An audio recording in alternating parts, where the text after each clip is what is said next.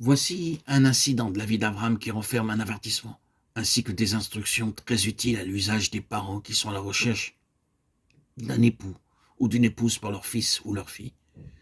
Les parents, tout comme les jeunes gens, commettent bien des erreurs fâcheuses lorsqu'il s'agit de mariage, et c'est pourquoi nous rencontrons tant de foyers malheureux. Toute leur vie durant, il leur faut regretter amèrement l'erreur qui a été commise. Abraham donna un avertissement solennel à son serviteur lorsqu'il le chargea de trouver une épouse pour son fils. Je te ferai jurer par l'Éternel, le Dieu du ciel et le Dieu de la terre, de ne pas prendre pour mon fils une femme parmi les filles des Cananéens, au milieu desquels j'habite. Genèse 24:3. Ceci est le premier avertissement à l'adresse des croyants et la première chose qu'il s'agit de garder en mémoire. Vous ne pouvez pas vous associer à des incroyants. Ne vous mettez pas avec les infidèles sous un joug étranger, car quel rapport y a-t-il entre la justice et l'iniquité? Ou qu'y a-t-il de commun entre la lumière et les ténèbres? 2 Corinthiens 6:14. Beaucoup de parents croyants ne se préoccupent pas de savoir si la jeune fille ou le jeune homme qu'ils choisissent est né de nouveau ou non. Ce qui les intéresse, ce sont d'autres qualités telles que l'éducation, l'argent, la couleur, la famille, et encore d'autres préoccupations. Le serviteur reçut de son maître un avertissement très solennel à l'endroit des filles des Cananéens. Pour réussir dans sa mission, il lui faudrait être guidé pas à pas par la sagesse divine. Le patriarche savait par expérience que son serviteur était un homme capable et que l'on pouvait s'en remettre à lui.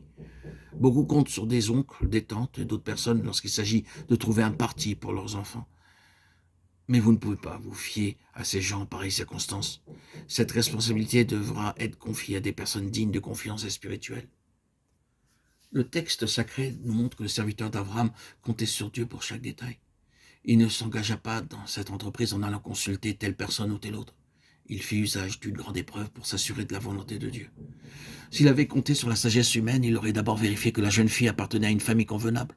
Comme Abraham était riche, le serviteur aurait pu être guidé par des considérations mondaines et rechercher une famille de fortune comparable.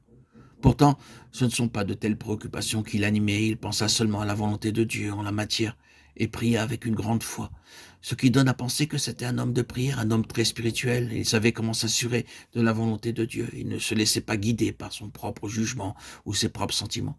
Alors que beaucoup de parents adoptent de riches partis et gâchent toute l'affaire, Eliezer ne se laissa pas influencer par des considérations de richesse de couleur ou d'éducation. Il ne se disait pas « Oh, la voici » chaque fois qu'il apercevait une jolie fille, mais au lieu de cela, il présenta une très grande épreuve au Seigneur. « Voici, je me tiens près de la source d'eau, que la jeune fille à laquelle je dirai « Penche ta cruche, je te prie, pour que je boive » et qui répondra « Bois, et je donnerai aussi à boire à tes chameaux, soit celle que tu as destinée à ton serviteur Israël. » Le serviteur avait emmené 10 chameaux. Ces animaux boivent chacun 5 grands vases d'eau, ce qui signifie que la jeune fille devrait se mettre à puiser une quantité d'eau considérable. Quelle besogne! Dieu seul pouvait faire réussir une telle épreuve. Nous discernons maintenant la sagesse divine qui fut accordée à Eliezer. Pour qu'elle fût disposée à abreuver 10 chameaux, la jeune fille devrait avoir un grand cœur, être pleine de bonnes dispositions et de tendresse. Eliezer était justement à la recherche d'une jeune personne possédant de telles vertus. Étant lui-même un homme spirituel, il cherchait une jeune fille, qui le fut également. Il la trouva en la personne de Rebecca, Rivka, lorsque ses parents lui demandèrent de rester encore un certain temps avec eux avant de se rendre dans la maison d'Abraham. Elle refusa car elle était disposée à partir sur le champ avec ce serviteur, Genèse 24:58. Lorsqu'elle apprit de lui comment le Seigneur l'avait guidée pas à pas, elle sut que Dieu l'avait choisi pour Israël, et c'est pourquoi elle partit avec Eliezer sans poser de questions. Alors que d'ordinaire, les jeunes filles pleurent le jour de leur mariage. Lorsqu'il s'agit de quitter leur famille, Rebecca ne versa aucune larme. Rebecca était une femme spirituelle, elle savait comment trouver la volonté de Dieu. Lorsque les enfants se heurtaient dans son sein, elle alla consulter l'Éternel, Genèse 25:22. Tout ceci nous montre que Dieu accorda à Eliezer une sagesse divine pour faire le choix convenable. Si vous désirez trouver un conjoint pour votre fille, votre fils ou vous-même, prenez soin de prier pour que la sagesse, la grâce et l'aide divine vous soient accordées. Employez chaque épreuve pour connaître la volonté de Dieu et ne vous laissez pas guider par vos sentiments, votre sagesse ou votre jugement. Dans Genèse 24:63, nous lisons qu'Israël sortit pour méditer ou prier dans la campagne.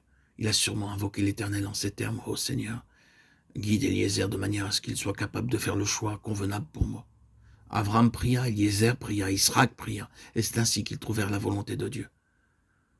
Prenez-les comme exemple. Ne commettez pas d'erreur à ce propos. car la question de choisir l'épouse ou l'époux approprié est une affaire très importante et très sérieuse. Beaucoup de parents croyants ainsi que les jeunes gens eux-mêmes commettent des erreurs lorsqu'ils sont confrontés à ce problème. Et alors qu'il est trop tard, ils en souffrent. Considérez les nombreux foyers malheureux tout autour de vous et que ceci vous serve d'avertissement.